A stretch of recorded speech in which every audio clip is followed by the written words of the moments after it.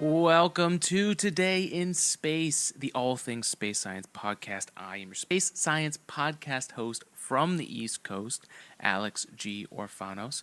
We are recording this from planet Earth. The date is October 23rd, 2022, and here's what we're talking about this week. I'll tell you about something that's been happening in my life that has literally consumed my existence, but because now that I podcast for a living, this is what I love doing. When things happen in life, I have a tendency, because I think about space so often and science, I will basically think about things as like, oh, would that be good for the podcast? And boy, did I make some lemonade from some lemons this week. A wasp infestation that I had in my house, and how I approached it, and the hilarious things that relate to space, and like the worst space sci-fi, like horror film of all time for both angles, both the Wasps and myself. So we're going to have a little fun here. I'm going to tell you a story of my adventures this past week and the containment that we're still under right now in the house. But luckily, we managed to save most of the house and gave the Wasps their own section. We're going to talk about that in a second here and our invasion. But a few things space-related, because I know most of you are here for the space. Some really exciting things coming up here. We'll breeze through these real quick. NASA's SLS is still scheduled for November 14th for Artemis 1. They've done a lot of work, a lot of prep in the recent last few weeks, I believe, maybe even only a week. There is a new potential bid for the SLS for a new sole contract source, which would actually just be a combination of two monopoly space companies that have basically been in the works. I think it's Northrop Grumman and Boeing, who arguably, I mean, those are the two who basically worked on SLS and those big, large contracts. So I don't know what's going to happen. But November 14th, the Space Launch System. If you guys want to hear about the drama that happened the last time we were down in Florida and didn't get to see it on both launch attempts, and everything that's going on with that, we did plenty of content on that. But basically, November 14th, look out for it. I believe it would be a late mission. I think like 12, like midnight, 1 o'clock on the East Coast. But we'll see. We'll see how that goes. James Webb Space Telescope released the Pillars of Creation, which was an incredible image. I mean, just the sheer clarity that, you know, you got something like the Hubble. The Pillars of Creation is one of the classic Hubble Space Telescope images. And when you put the infrared spectrum and the MIRI instrument and all the technology that James Webb Space Telescope allows us to use, it's so cool to see how these two telescopes and these two sets of wavelengths show us the same thing. And I'm still on the trip from the last episode about the question of, are we alone, and alien life and things that can be explored that are out there. This image to me just is like the quintessential motivation, inspiration for exploration in outer space. And the question is, are we out there? My answer is, there's so much we haven't even seen. How could we even have a grasp on the answer to that question? So for me, it's super exciting. It makes me want to dream and look forward to, and honestly get more eyes in many different wavelengths out there. We don't have that many eyes on the universe around us, and with all the latest stuff that's happened with the Nobel Peace Prize and quantum physics and how real is reality, I mean, there's so much more for us to learn about our own existence in this, on this crazy rock blasting through space around our sun. And to think that the Pillars of Creation, like, is littered with solar systems and suns and places where life could potentially be, and just things to explore and learn about. It's, you know, the idea of infinity is kind of hard to imagine. And each one of these images where we get to see more about how much is really out there, it's really hard to understand and have a grasp on how truly infinity is. So that was super exciting. October 19th, that was released. That one is one of my favorites. And then the Mars Society Convention is happening currently. I believe it's finishing up. but I recently became a member of the Mars Society, and I'm super excited about what they're doing and pushing the idea of humanity going to Mars and finding a way to have humans live and become interplanetary. It ties in so well with the mission of SpaceX. So, and of course, we've been able to speak with very key members of the Mars Society, and we're super happy to have made those connections. And I am definitely looking forward to doing more with James and anybody else from the Mars Society and all that stuff. So all good stuff. A lot of exciting things happening, pushing the boundaries out there. That's it for this week's space content. Although this will definitely be space themed. More on the sci-fi aspect of things. The invasion of my house. So I think this is fascinating. I think we went through COVID, a really interesting time where we all experienced lockdowns and being alone and dealing with that. And I think we all got a kind of a taste of what long-term duration spaceflight for human beings is like and what will be like. On the International Space Station, it's not like people have ample time to sit around and pontificate about existence and all that stuff. Or the insanity of the position that they're in a floating laboratory speeding around the Earth at 17,500 miles per hour and having only a thin sheet metal difference between you and the vacuum of space. It is a wild thing, and it's hard.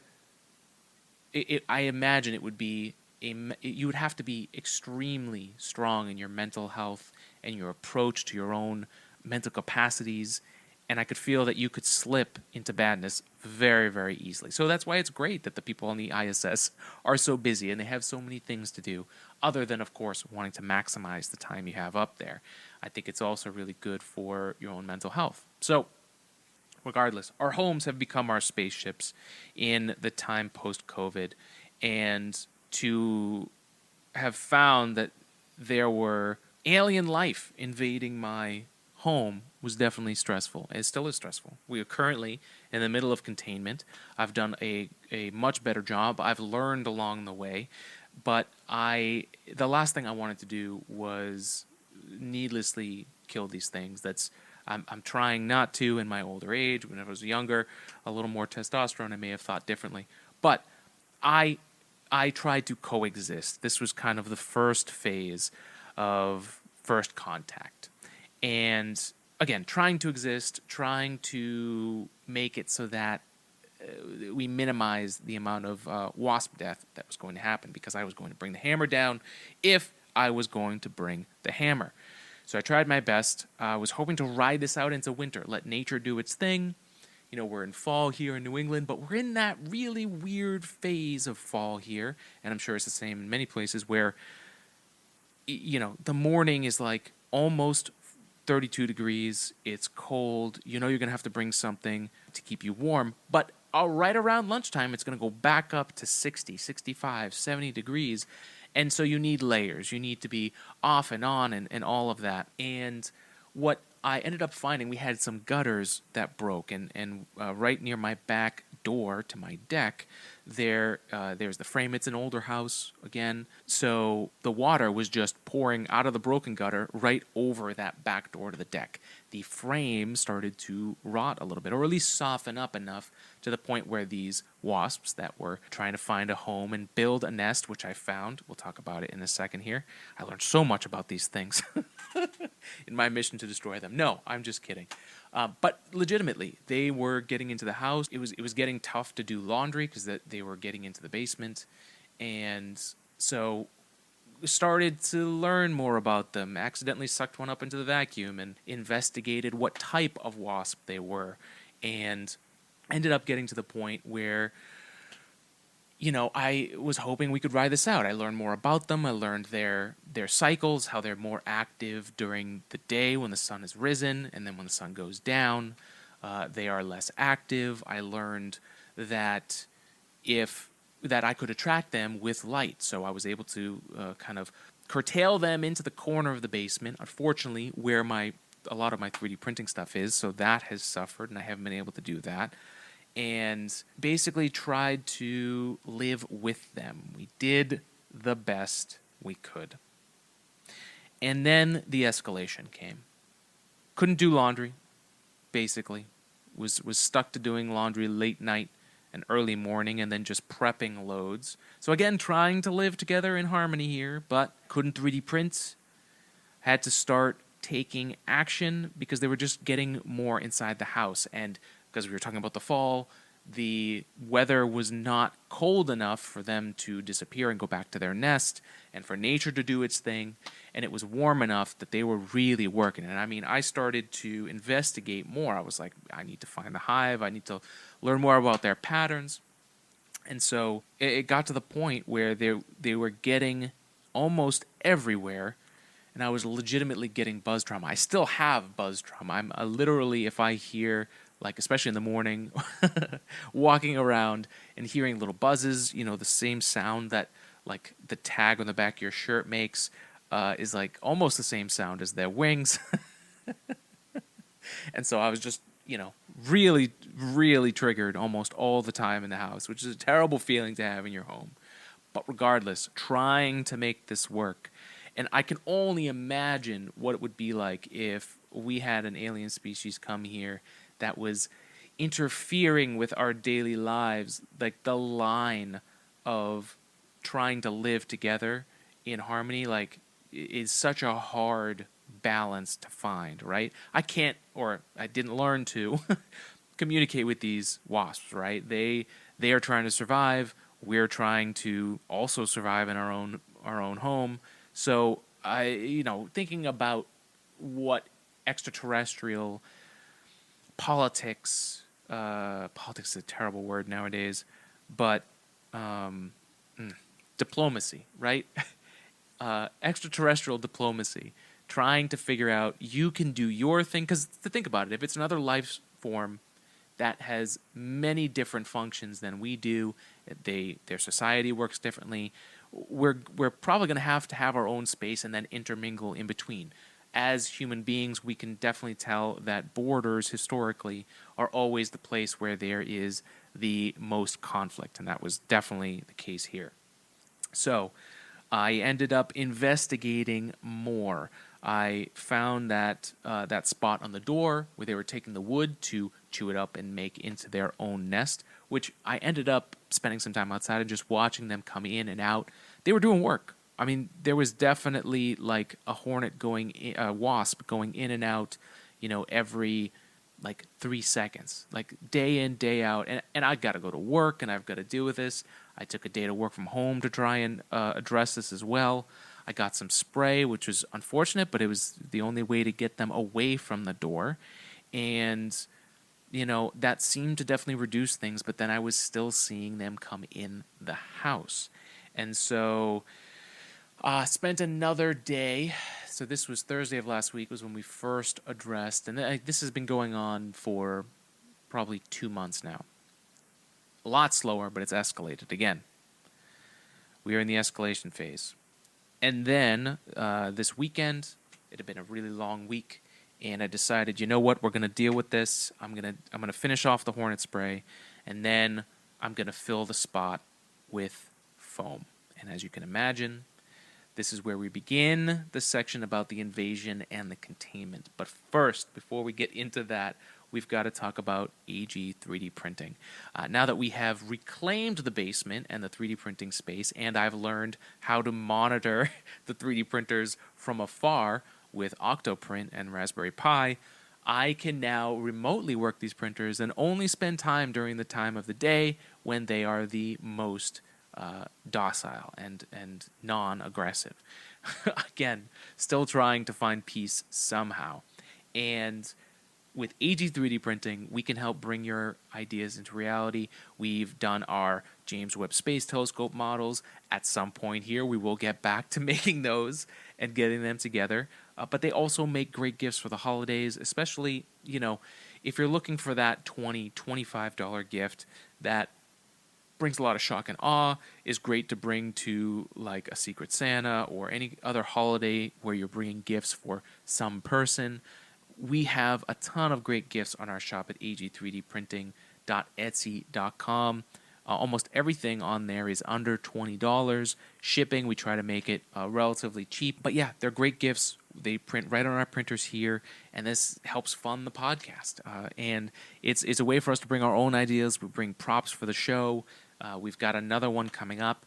Next episode, we have a really exciting giveaway, and we're going to stock it full with some of our items in our store as well. But definitely look forward to next week. We have a giveaway for the holidays for all of you space nerds, and one lucky listener, podcast watcher. I don't even know. One of you will win a Falcon 9 from. I'm not even sure if I'm supposed to say that yet. Maybe we'll bleep that. But this is the time to get involved. Check us out on Instagram, TikTok. That's where we're going to be doing the giveaway, and check out for that. It's going to be really, really cool. Whether it's for you, the space nerd, or someone in your family that's a space nerd, guarantee it's something that's a great gift, and you'll get it for free from us.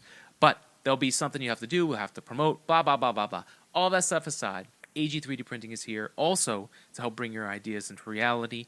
Our friends over at Snapcaller used our services early on to test and prototype and basically go from this is an idea in my head to let's write it down on paper. What are we looking for? Let's try that. Ooh, I like that, but that other thing it did is not what we wanted to do. Can we try it like this?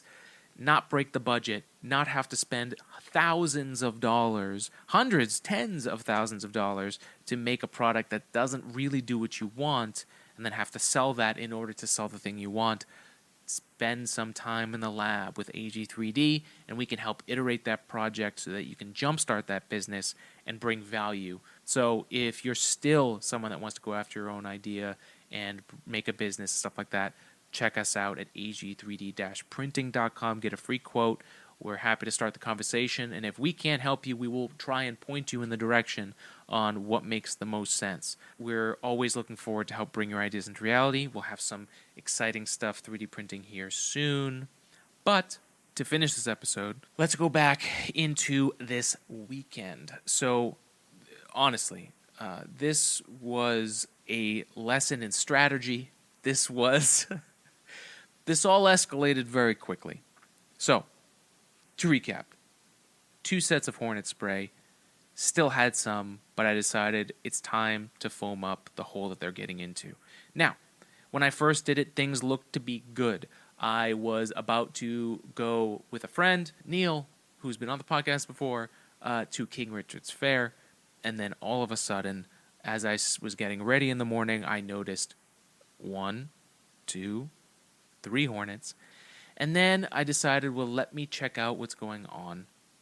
And I went out back and realized that my foam had now interrupted the traffic of workers getting the wood from my house to their nest. And now the rest of the hive is unable to complete their function, and now they're trying to figure out what happened. So I go to my back door, and there is a waterfall of wasps going on my door, and my outer screen door, which has glass instead of screen, has not been sitting, again, old house, has not been sitting flush, so it's kind of like open in there. And it has needed repair for a while, but it hasn't been an issue. We had a really, really hot summer, and I think everything expanded and cracked, and I think that's why this happened in the first place, was the weather basically forced the house into a shape of expansion, and things separated. Regardless, what I had just done was interrupted the colony's work schedule, and just like New England traffic, this got backed up on I-95, 128, and they were going into any path they could get into, just like New Englanders, trying to go off roads, maybe go down Route 2 if you're really crazy, or find the back roads, use ways. They were finding every way they could to get in. Now, that hole that was at the bottom of the door seemed to be the place where we trapped whoever was on the outside from basically coming in, and the ones that were left came into the house. And when I first started to deal with it, I did grab some some hairspray to try and get the wings to stick so I could deal with them. And then there was 20 or 30 of them in the house. So just like an alien invasion, they started getting more aggressive, right? This is like 10, 30. I mean, the hair is rising on my skin here. It's been so traumatic. So immediately it got completely out of hand, and all I could think of was I need to contain this. So just like the Spartans of my background, I wanted to funnel my enemies, who outnumbered me greatly, into a smaller area. So I ended up, I had an old shower curtain we were just about to get rid of, ended up using that as part of the cover, and then just found plastic bags, cardboard boxes, duct tape, and just started going crazy. And I ended up sealing the living room to having these wasps that are in the house into one area. Ended up bringing just a small area where if any of them decided to come out, I could deal with them, and then ended up sealing it up completely. Now, this is where the Martian trauma makes a lot of sense. The movie and the book, where he has the breach and he loses all the progress he had with all the potatoes. The entire hab here gets out into the vacuum. Everything goes out, and he has to use tarp and duct tape to seal that in. And he's sitting in the bunk, just rocking back and forth, just going, That was me with plastic sounds and the sound of tape, like falling away from the wall. And basically, I got a good seal. We did contain a pressure, and we did a decent job. And I learned a lot more. And I even thought about the Martian when he was doing it with the long strips laterally and horizontally to actually give the tarp some structure, because I was basically creating a balloon. Luckily, we have central air, so the air was constantly circulating, and so that made it so that they couldn't just get into the vents. Now, the controls for that were in that room, so we lost that control, and it makes me think of the Star Trek movie with Picard, Next Generation series, where the Borg infiltrates the ship, and they have to quarantine and lock down and contain the Borg into one section of the ship. It felt very, very sci-fi horror, it was an invasion, and they have been definitely a worthy opponent, and luckily, knock on wood, I have not been stung yet. We'll see. Trying my best. But now we are day 2 of containment. I managed to get some more supplies, some more tape, some more plastic sheets. I got plastic sheets, painter sheet, one solid piece. The curtain was great. My wall in the kitchen that was going from the dining room to the kitchen had started to fall. That was the cardboard one, and it started falling in. So I was able to put another containment seal around that. But man, all I could think of while going through the buzz trauma of hornets and wasps was how difficult and how important sealing and I'm sure that whatever we send up there will, by NASA's standards, contain and not need any type of patching or filling up. But man, to keep a true seal, I can only imagine how much work that's going to be in space and how much duct tape we're going to need to bring with us. Lots of duct tape. I don't care how much mass it. Figure out a way to make duct tape lighter and take up less space, but send it. Send it with all the human beings that are going. Give them plastic tarps. Those are nice and light. Gotta give the ability to fix a seal. And who knows? Maybe this may lead into some crazy composite paste, like we were talking about, that titanium paste that they were trying to figure out for 3D printing in space and just sealing things. I very much love duct tape in space. That is a guaranteed thing that is going with me. Uh, but we've done a decent job. The containment is still holding.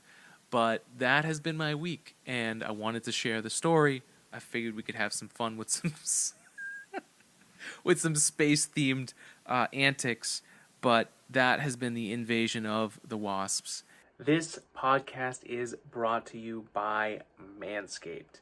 It's the perfect tools for grooming your family jewels, and honestly, it's just a great way to keep up with taking care of yourself. For me, manscaping, grooming, it makes me feel better, makes me feel good, feel confident to get out there and do what I got to do.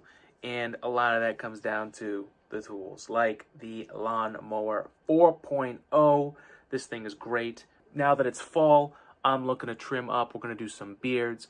There's a lot of different sci-fi beards out there, so we're going to try them out.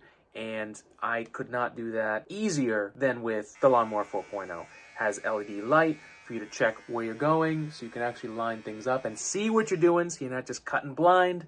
And it's got this awesome wireless charger. We were actually playing around with some of our commercials. We ended up filming this in our light stand and did a whole Emperor Palpatine thing. We're going to definitely do some more lightsaber stuff. But even Sith Lords need a close shave, all right? So go to manscaped.com, use the code word SPACE, get 20% off and free worldwide shipping. 20% off free worldwide shipping makes it possible, gets it to that price that's easier to pay, so you can get the right tools so that you can make grooming easier. And that helps support the podcast. And there's plenty of things just like the Lawnmower 4.0. There is the Weed Whacker for those nose, ear hairs, keeping those trimmed, keeping those together. And there's, of course, a full line of other things they're coming out with. If you're into more of the close shave, they have the smooth package that's out there. 20% off, free worldwide shipping by using the code word SPACE. You help support the podcast and, of course, help make grooming for you easier and maybe someone you love. So, code word SPACE, 20% off, free worldwide shipping. And you got to let us know what sci-fi facial hairstyles we should do. There's the Riker, there's the Worf, there's so many out there that we can choose from. Get creative with it. Let me know. And if you're going to try any of them, let us know. We can stay trimmed and manscaped this fall and winter. We can do it together. Never give up, never surrender. And that's it, folks. Thank you, Manscaped, for sponsoring us. Let's get back to the podcast. And I hope that by next week, this will all be taken care of. But, yeah, I just hope I don't end up like Picard freaking out. Maybe I already did. How he won't lose the ship. He won't lose to the Borg. I guess I wasn't assimilated by the Wasps, so I guess that's not quite the same thing. But regardless, I've been feeling very ape-like and understanding the the survival instincts of our ancestors, and I was pretty proud of myself for thinking on the fly and thinking and changing when the rules of the game when I foamed it up, and I had way more of them to deal with than was possible, because I found out if you do manage to kill one of them, they release pheromones that warns the others that there is danger. So I saw that live as it was, again, my hairs are going up again. But I remember their flight patterns changed after the first one, after there was like 20 of them there. And I realized very quickly this enemy was going to quickly swarm me. So I'm glad that I was able to handle that. It's been a very interesting weekend, not the relaxing weekend I was hoping for, but that is life, folks. And I'm sure that'll be the scenario if we find ourselves in an alien-type invasion. But we'll see. That has been this week's episode. I hope you enjoy my story of the Wasps, an invasion, and how I dealt with it. I hope it brings you joy. I hope you laughed. I hope you have a great day. And that's it for Today in Space. Again, next week, a very, very exciting episode that we have for you on the Falcon 9 and SpaceX and just how prolific that Falcon 9 has been and will continue to be. Some of my favorite missions, things. I'm very excited to put that episode together for us, and we will have a very special getaway with one of our new partners, which I'm very excited to talk about. Make a great gift for either yourself or your space person in your life. That's it, folks. Have a great week. Spread love, spread science. Live long and prosper. And fight for peace, even if peace does not seem like it is what the other side wants. Strive for some form of peace. That's what I hope to do here this weekend. And if you guys have any ideas for dealing with wasps, or any of my more outdoors folks out there, or who've dealt with this before, send us your stories. Let us know about your invasion, or how you deal with living in concert with the other life forms around you. That's it for this week. Today in Space. Much love. See you next time.